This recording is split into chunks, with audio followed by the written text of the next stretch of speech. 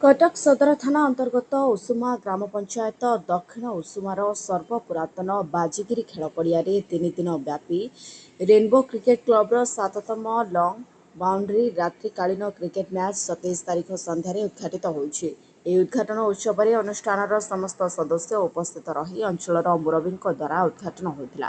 ଏହି ମ୍ୟାଚ୍ 3 ଦିନ ଧରି ଚାଲିବ ଏବଂ ଏହା 30 ତାରିଖ ସକାଳେ ଉଦ୍ଯାପନୀ କାର୍ଯ୍ୟକ୍ରମ ରହିଛି।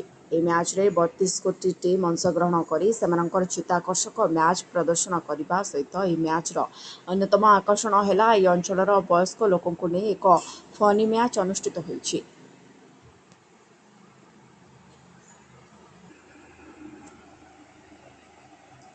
ଏହାକୁ ଦେଖିବା ପାଇଁ ବହୁ ଦର୍ଶକ ଯୋଗଦେଇ ସେମାନଙ୍କର ମଜାଳିଆ ଖେଳକୁ ଉପଭୋଗ କରୁଛନ୍ତି। ବାହାରୁ ଆସିଥିବା ଖେଳାଳି ଟିମ୍ ଖେଳିବା ସହିତ ଉତ୍ତୀର୍ଣ୍ଣ ହେବା ଟିମ୍କୁ ନଗଦ ଟଙ୍କା ସହିତ ଟ୍ରଫି ପ୍ରଦାନର କାର୍ଯ୍ୟକ୍ରମ ରହିଛି। ଏହି କ୍ରିକେଟ ମ୍ୟାଚ୍କୁ ଅନୁଷ୍ଠାନର ସମସ୍ତ ସଦସ୍ୟ ପରିଚାଳନା କରିଛନ୍ତି। କଟକ ଜିଲ୍ଲା ବାରଙ୍ଗ ବ୍ଲକରୁ ଧୀରେନ୍ଦ୍ର ସାହୁଙ୍କ ରିପୋର୍ଟ, ଦିନରାତି ଟିଭି। मो ना विजय कुमार पात्र। आज उषुमा रेनबो क्रिकेट तार उषुमा प्रीमियर लीग सहित लीजेंडरी मैच आयोजन करिछि। जो लीजेंडरी मैच आयोजन होची गत 3 वर्ष धरी विगत 3 वर्ष धरी ए वर्ष को मिसे थर्ड माने लीजेंडरी मैच। ये लीजेंडरी मैच रे जो माने मोरी भली 5टी टीम पार्टिसिपेट करिसेंती। मु आज ए ओनर तेणु यही जो 5टी टीम खेलिबार मुख्य उद्देश्य होची जे आम मान भीतर गोटे सोशल रिलेशन जो बॉन्डिंग टाकू ठीक रखिया।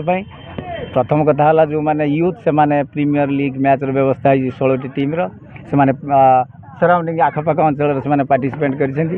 विशेषकर ये जो 5टी टीम ए पाखापाखी अंचल विशेषकर उषुमार अछंती। एतिरे आमे माने लीजेंडरी हिसाब से पार्टिसिपेट करिछु। ए मैच 27, 28, 29 धरी लगी 3 दिन मैच अनुष्ठित हो। विशेषकर कहवा गले लीजेंडरी हिसाब से मुझे धन्यवाद देवी rainbow cricket team ji organising body mister Panchanan Sahu ताहारी सब आज आयोजन संभव।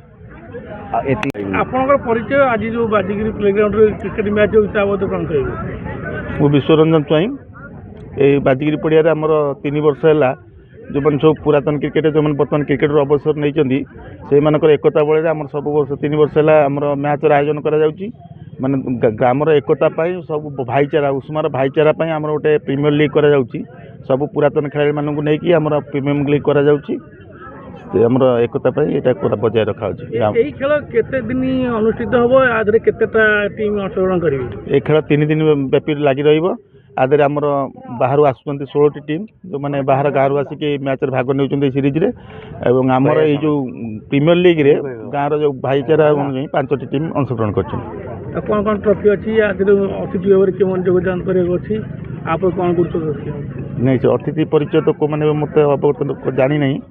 बर्तमान आमर जो अतिथि कहले आम ग्रामर जो पुरुखा अच्छा पुरुखा खेला से नहीं आम गुरुत्व बेसी प्राधान्य दि जाऊँ। अतिथि तो अतिथि आसवे आज आसवे काली पलैबे कि ग्रामर जो पुरुखा मान अच्छा नहीं आम ग्रामर भाईचारा उन्नति आने 3 वर्ष है लगी रही।